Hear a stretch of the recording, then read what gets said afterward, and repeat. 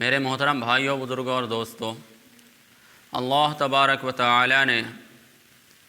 ہم سب کو اتنا بابرکت اور مبارک مہینہ عطا فرمایا، جس کے بارے میں نبی آخر الزماں جناب محمد عربی صلی اللہ علیہ وسلم جب رجب کا مہینہ آتا تھا تو یہ دعا پڑھا کرتے تھے کہ اللہم بارک لنا فی رجب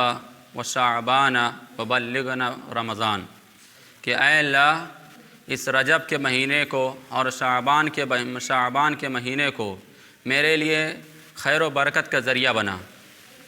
اور ہمیں رمضان تک پہنچا، وبلغنا رمضان، اور ہم کو رمضان تک پہنچا۔ یہ دعا کیا کرتے تھے ہمارے نبی صلی اللہ علیہ وسلم، بلکہ یہ دعا ہم سب کو، ہر ایک فرد کو کرنی چاہیے، کیونکہ جس عمل کو ہمارے نبی صلی اللہ علیہ وسلم نے کر کے دکھایا، اب اس پر ہم سب کو بھی عمل کرنا چاہیے، اس عمل کو ہم سب کو بھی لے کر کے آگے بڑھنا چاہیے، تبھی ہم سب اصل سنت کے ماننے والے ہوں گے، اصل ہم اور آپ جو ہے پھر ثواب کے مستحق ہوں گے۔ اور اگر ہم نے ان تمام سنتوں کو پامال کر لیا، ہم نے اپنی خواہشات کو آگے رکھا اور نبی آخر الزماں صلی اللہ علیہ وسلم کی تمام سنتوں کو پامال کر کے ان کو قربان کر دیا، ہم اپنے خیالات کا اظہار کیا اور ان کو لے کے نہ چلے، تو ہم سب جو ہے حقیقی مسلمان پھر کہاں رہے؟ مسلمان کی تو یہ شان ہے، ایک ایمان والے کی تو یہ شان ہے کہ وہ نبی صلی اللہ علیہ وسلم کی ایک ایک سنت، حتیٰ کہ وہ ادنا ہی سنت کیوں نہ ہو، اس کو بھی اپنے لیے کار خیر اور بخشش کا ذریعہ سمجھنا چاہیے۔ اس لیے ہم سب کو معلوم ہے کہ رجب کا مہینہ گزر گیا، اب یہ شعبان کا مہینہ چل رہا ہے۔ اب یہ شعبان کا مہینہ کی آج 10ویں تاریخ ہے، آج 10ویں تاریخ ہے شعبان کے مہینے کی، اور اسی مہینے میں شب برات ہے۔ ہم سب کو معلوم ہے کہ 15 شعبان کو، مغرب کے وقت جب 15 شعبان کی تاریخ شروع ہوتی ہے تو وہی شب برات کہلاتی ہے۔ شب برات ہم سب کے زبان میں کہہ لیجئے اس کو شب برات کہتے ہیں، اور عربی میں اس کو کہتے ہیں شب براءت، یعنی کہ یہ جو ہے تمام تر پریشانیوں اور تمام تر گناہوں سے آزادی کا دن ہے، یہ آزادی والی رات ہے۔ شب کے معنی رات، برات کے معنی چھٹکارا، تمام تر گناہوں سے چھٹکارے والی رات ہے یہ۔ اس میں جو ہے اللہ تبارک و تعالی تقدیر کے فیصلے فرماتے ہیں، اس میں اللہ تبارک و تعالی ہمارے اور آپ کے بارے میں اچھے اور برے فیصلے فرماتے ہیں۔ اس میں جو ہے اللہ تبارک و تعالی اس رات میں انسانوں کے لیے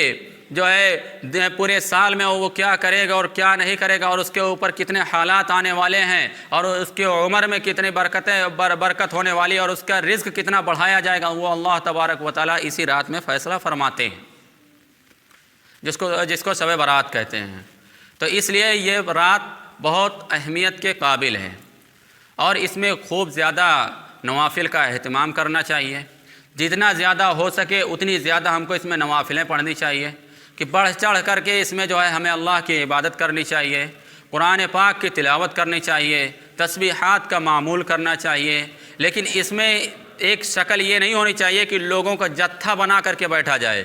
لوگوں کا ایک ہجوم اکٹھا کیا جائے اور مسجدوں میں جا کر کے بیٹھ کر کے باقاعدہ وہاں پر ایک شکل اختیار کی جائے، عبادت کی ایک شکل اختیار کی جائے، تلاوت کی ایک شکل اختیار کی جائے کہ اس طریقے سے ہمیں عبادت کرنی ہے، یہ صورتیں ہم کو پڑھنی ہے، یا اس طریقے سے جماعت بنا کر کے ہم کو عبادتیں کرنی ہے۔ ان سب تمام خرافاتوں سے ہمارے نبی صلی اللہ علیہ وسلم نے منع فرمایا ہے، بلکہ اس میں تو یہ بتایا گیا ہے کہ سب سے زیادہ بہتر تو اس کے لیے یہ ہے، ہر شخص کے لیے بہتر یہ ہے کہ وہ تنہائی میں اپنے گھر کے اندر بیٹھ کر کے عبادت کریں، کیونکہ نوافل کا جو ثواب ہے وہ سب سے زیادہ گھروں میں پڑھنے پہ ملتا ہے اور تنہائی میں پڑھنے میں ملتا ہے۔ اور اگر اتفاق سے ہمارے گھر میں ایسا انتظام نہیں ہے کہ ہم گھروں میں نہیں پابندی کر سکتے ہیں، گھروں میں اس کا معمول نہیں کر پاتے ہیں، تو ہم کو مسجد میں جائیں، لیکن مسجد میں جب جائیں تو ایک جتھا بنا کے نہ جائیں، ایک جو ہے لشکر لے کر کے وہاں پر نہ جائیں، بلکہ ہم تنہائی اختیار کریں اور مسجد کا ایک کونا پکڑیں، اور کونا پکڑ کر کے جتنا ہم سے ہو سکے وہ اللہ کی عبادت کریں، جتنی ہو سکے ہم قرآن پاک کی تلاوت کریں، اور اگر زیادہ جو ہے آپ کو پریشانی ہو رہی تو آپ چپ چاپ جا کر کے سو جائیے، اور جو ہے فجر کی نماز سے پہلے تہجد کے وقت اٹھیے اور آ کر کے تہجد کی نماز پڑھیے، اور عشاء کے وقت جو وتر اگر چھٹی تھی تو اس وتر کی نماز کو پڑھیے، اور پھر اس وقت سے لے کر کے اشراق تک آپ مسجد میں جو ہے ایک کونا پکڑ کے بیٹھے رہیے اور اللہ سے امید لگا کے بیٹھے رہیے، اللہ کی تسبیحات کو بیان کرتے رہیے۔ تو مجھے امید ہے کہ جو شخص پوری رات لشکر بنا کر کے جاگ رہا ہے، پوری رات مسجدوں میں ہڑگمبے مچا رہا ہے، پوری رات جو ہے ادھر ادھر کی باتیں کرتے ہوئے وہ رات گزار رہے ہیں، میں کہہ رہا ہوں اس سے زیادہ ثواب کا مستحق یہ شخص ہوگا جو پوری رات سویا، عشاء کی نماز پڑھا، عشاء کی نماز پڑھنے کے بعد چند رکعتیں اس نے جو ہے نفل پڑھی اور اللہ کی عبادت کی، اور اس کے بعد جا کے سو گیا، اور تہجد کے وقت مسجد میں آیا اور اس وقت تنہائی اختیار کر کے اللہ کی عبادت کی، تو یہ اس شخص سے زیادہ جو ہے ثواب کا مستحق ہوگا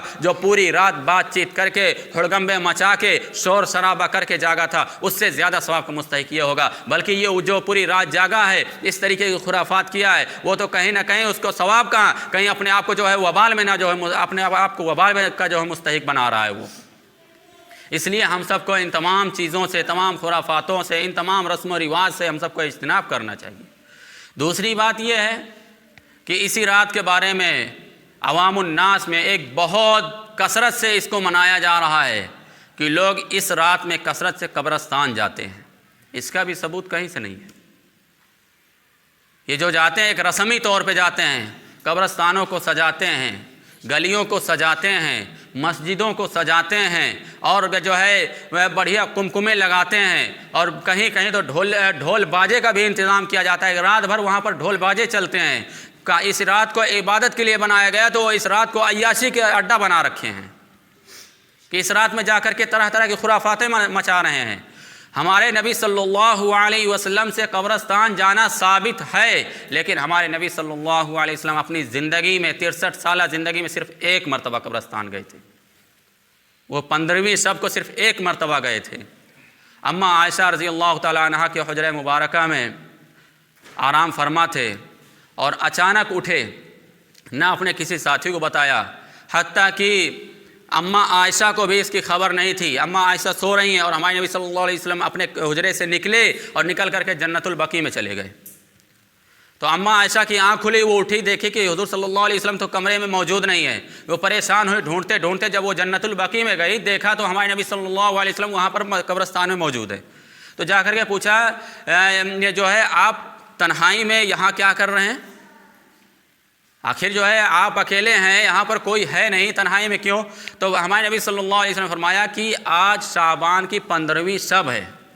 15ویں شب ہے، اس رات جو ہے ہم اس لیے آئے ہیں کہ اللہ تبارک و تعالی اس رات میں تقدیر کے فیصلے فرماتا ہے، اور مردوں کے لیے ایصال ثواب کرنا چاہیے کثرت سے اس کے۔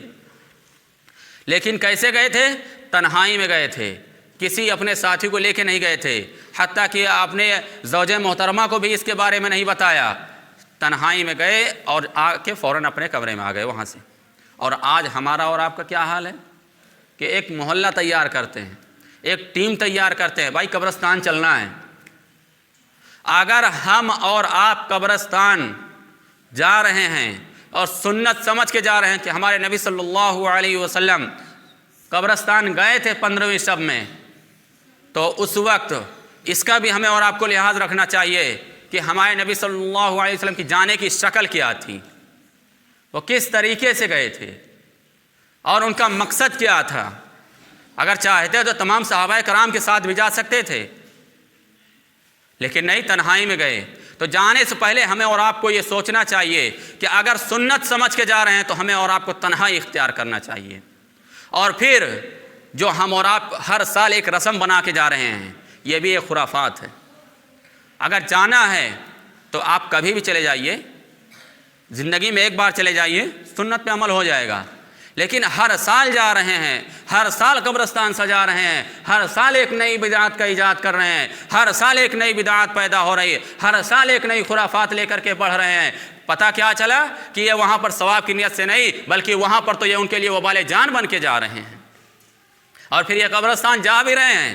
تو کیا کرنے جا رہے ہیں؟ جانے کے بعد جو ہم کو حکم دیا گیا ہے کہ مردوں کے لیے ایصال ثواب کرنا ہے، بلکہ وہاں قبرستانوں میں جا کر کے جو ہے کیا ہوتا ہے، لوگ سگریٹ پیتے ہیں، لوگ جا کر کے وہاں گٹکے پان کھاتے ہیں۔ قبرستان سگریٹ پینے کی جگہ ہے؟ قبرستان کوئی سجانے کی جگہ ہے؟ قبرستان کوئی میلے ٹھیلے لگانے کی جگہ ہے؟ دیکھ لینا آ رہا ہے 15 شعبان، دیکھ لینا کیسے میلے ٹھیلے لگیں گے، پوری رات لوگ جو ہے وہاں پر جائیں گے، طرح طرح کی دکانیں لگیں گی، لوگ جا کر کے وہاں پر نمائشیں کریں گے اور جا کر کے خرید و فروخت کریں گے۔ پتہ چلا اس رات کو عبادت کے لیے بنایا گیا تو اس رات کو وہ تجارت کی رات سمجھ بیٹھے ہیں۔ تجارت ہونے لگی اب اس رات میں، جو ہونا چاہیے اسے چھوڑ دیے ہیں اور جو نہیں ہونا چاہیے اس میں جا کر کے ملوث ہو گئے ہیں۔ اس لیے ہم سب کو ان تمام خرافاتوں سے اجتناب کرنے کی ضرورت ہے، اجتناب کرنے کی ضرورت ہے۔ ایسا نہ ہو کہ جو کام ہم ثواب سمجھ کر رہے ہوں وہ جا کر کے آخرت میں ہمارے لیے وبال بن جائے۔ اور اسی میں ایک دوسری خرافات ہے جس کو لوگوں نے کھانے پینے کا دن کچھ لوگوں نے بنا لیا ہے کہ یہ دن، یہ رات کھانے پینے کی رات ہے، اور اس کو تہوار سمجھ کے منا رہے ہیں کہ شب برات ایک تہوار ہے۔ یہ معلوم ہونا چاہیے ہم سب کو کہ مسلمانوں کے صرف 2 تہوار ہیں، اور مسلمانوں کا جو تہوار ہوتا ہے وہ دن میں ہوتا ہے، رات میں نہیں ہوتا ہے۔ رات میں جو تہوار ہوتے ہیں وہ غیروں کے ہوتے ہیں، غیر مسلموں کے ہوتے ہیں، وہ لوگ راتوں میں اپنا اپنا تہوار مناتے ہیں۔ مسلمانوں کے تہوار عید اور بقرعید وہ دن میں منائے جاتے ہیں، رات میں نہیں منائے جاتے ہیں۔ تو اس لیے ہم سب کو اس کے بارے میں بھی یہ معلوم ہونا چاہیے کہ جو تہوار اس کو مانتے ہیں ان کو یہ پتہ ہونا چاہیے، اور جو اس کو اپنا کھانے پینے کا دن بناتے ہیں ان کو یہ معلوم ہونا چاہیے کہ یہ جو حلوے بنا رہے ہیں، پراٹھے بنا رہے ہیں اور طرح طرح کے نیاز دلا رہے ہیں، یہ کس کی ایجاد کیا ہوا معاملہ ہے، یہ کس نے اس چیز کو ایجاد کیا ہے، کس نے اس کھانے پینے کے دن کو ایجاد کیا ہے، اس کے بارے میں ہمیں اور آپ کو معلوم ہونا چاہیے۔ اس کام کو، اس کھانے پینے کے رسم کو، اس ڈھول باجے کو، اس میلے ٹھیلے کو، جھنڈے لگانے کو کس نے ایجاد کیا، اس کی تاریخ جا کر کے مطالعہ کیجئے تو پتہ کیا چلا کہ اس دن کو کھانے پینے کا دن جو بنایا گیا ہے، اس دن کو جو میلے ٹھیلے کا دن بنایا گیا ہے، اس کو ایجاد کرنے والے کون ہیں؟ وہ یہ اہل تشیع حضرات ہیں، جن لوگوں نے 15 شعبان کو خوب دھوم دھام سے پکوان بناتے ہیں۔ 15 شعبان کو ان کے گھروں میں خوب طرح طرح کے پکوان بنتے ہیں اور وہ نیاز دلاتے ہیں، اور ان کا عقیدہ کیا ہوتا ہے؟ ان کا عقیدہ کیا ہے کہ ہمارے امام صاحب جو ابھی غائب ہیں، ابھی پتہ نہیں ہے، اس دن ان کی پیدائش ہوئی ہے، ان کی پیدائش کی خوشی میں ہم جشن منا رہے ہیں، ان کی پیدائش کی خوشی میں ہم پکوان بنا رہے ہیں، ان کی پیدائش کی خوشی میں ہم جھنڈے لگا رہے ہیں، ان کی پیدائش کی خوشی میں ہم جو ہے میلے ٹھیلے لگاتے ہیں، ان کی پیدائش کی خوشی میں ہم حلوے پراٹھے بناتے ہیں۔ اور آج اہل سنت والجماعت کا طبقہ بھی اسی رسم کو لے کر کے خوب زور و شور سے چل رہا ہے۔ یہ اہل سنت والجماعت کا طبقہ نہیں ہے، اہل سنت والجماعت کا یہ مذہب نہیں ہے وہ غیروں کی نقالی کرے۔ اور آج اس میں اکثریت مسلمان کی اس میں ملوث ہو چکی ہے۔ پورا سال نہیں بنائیں گے، نہیں کھائیں گے۔